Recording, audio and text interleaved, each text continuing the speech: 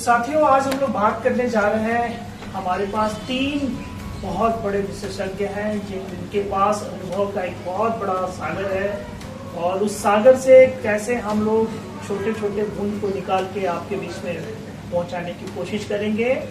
और ये तीनों लोगों से सबसे पहले हम आपका परिचय कराएं। आज के जो परिचर्चा और चर्चा हमारे समक्ष हो रही है, बहुत संक्षेप में हम लोग बात करेंगे हर प्रश्न का, लेकिन प्रश्न का शुरुआत करने से पहले हमारे पास अशोक जी हैं। अशोक जी बाई प्रोफेशन इंजीनियर हैं। इन्होंने शहर को बनते और बहुत बड़े स्तर पे पहुंचते देखा है।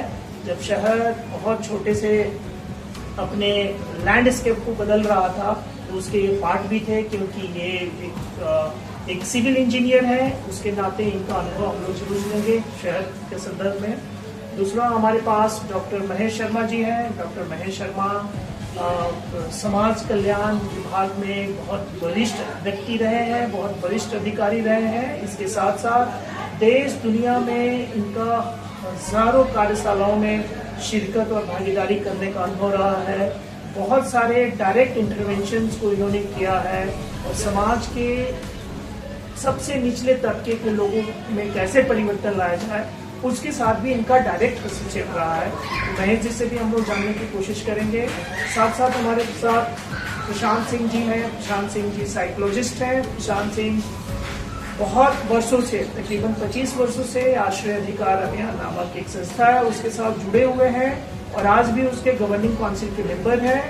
और इसके अलावा देश दुनिया के बहुत सारे विश्वविद्यालय सबके साथ भी जुड़े हुए हैं, बहुत सारे शैक्षणिक संस्थानों के साथ एज ए टीचर के तौर पे जुड़े हुए हैं, और अपना जो प्रोफेशन है व्यक्ति को गाइड करने का, उसका भी ये काम करते हैं। तो इन तीनों लोगों के साथ हम लोग आज शुरू करेंगे शहर, और शहर में जो परेशानियां हैं, जो समस्याएं हैं, उसको लेकर के और क्या समाधान ये देखते हैं उस तरीके की चीजों को। तो शुरू करते हैं अशोक जी से।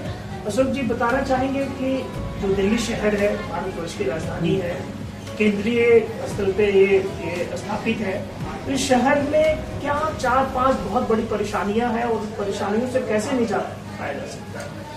वर्तमान में तो शहर बहुत घनी आबादी में बसा हुआ है, तो एक समस्या रहने की होगी, क्योंकि लोग रोजगार के लिए माइग्रेट करते हैं दिल्ली की तरफ, पर दिल्ली सब लोगों को संभाल नहीं सकती आज की जो स्थितियाँ हैं।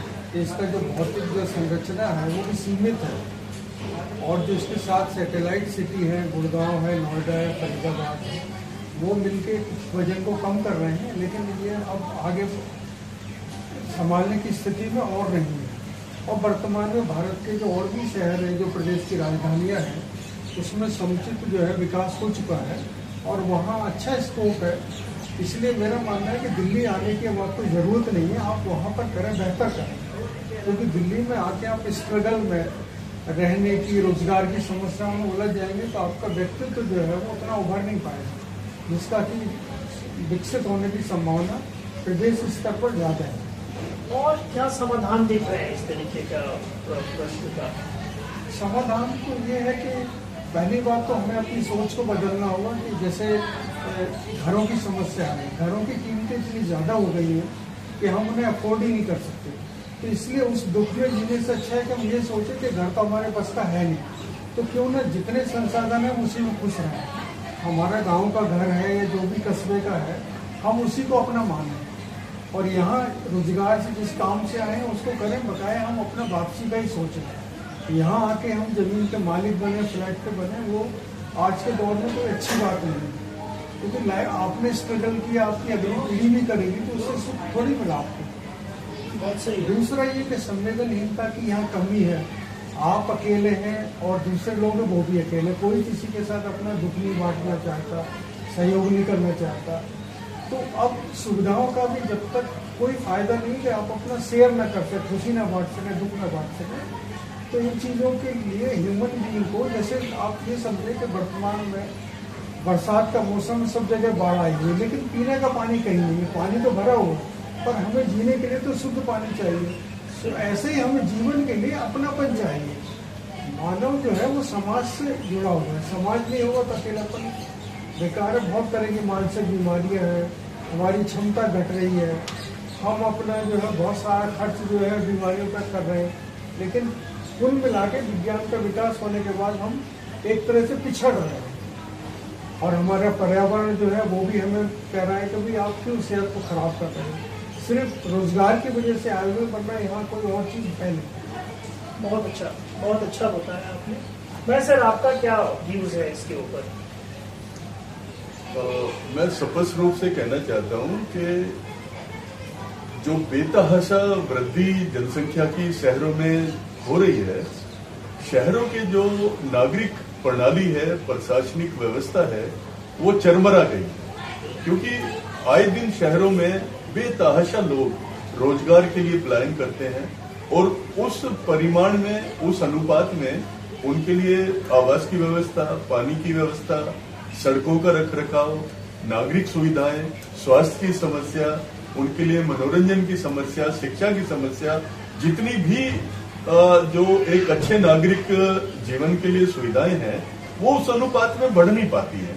इसका कारण ये है कि यहाँ पर लोगों को जो अमानवीय स्थिति है उनके साथ समझौता करना पड़ता है और वो, जैसा कि अशोक जी ने कहा, पूरी नागरिक सुविधाएं संतोषजनक ढंग से ना मिलने के कारण लोगों में मानसिक फ्रस्ट्रेशन है और लोगों में एक अच्छा जो स्टैंडर्ड है हमारा दूसरे देशों के अगर हम तुलनात्मक दृष्टि से देखें तो वो स्टैंडर्ड हम मेंटेन नहीं कर पाते और लोग सरकार को दोष देते हैं।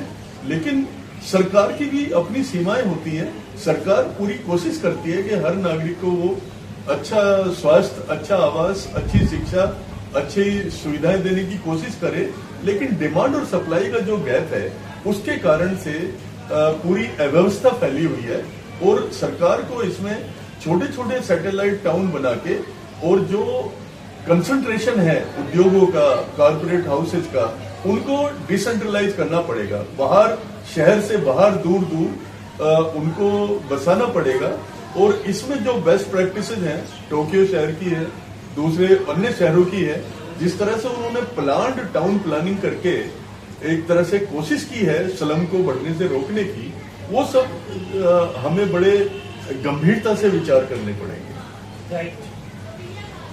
प्रशांत जी, अगर हम शहर के सामाजिक स्तरीकरण की बात करें तो इसमें कई वर्ग आते हैं। एक तो वो अमीर लोग आते हैं जो घरों में रहते हैं, कोठरों में रहते हैं, फ्लैट्स में रहते हैं। दूसरा उनसे थोड़े नीचे वाले लोग रहते हैं जो 2 BHK 1 BHK झुग्गी झोपड़ी में रहते हैं।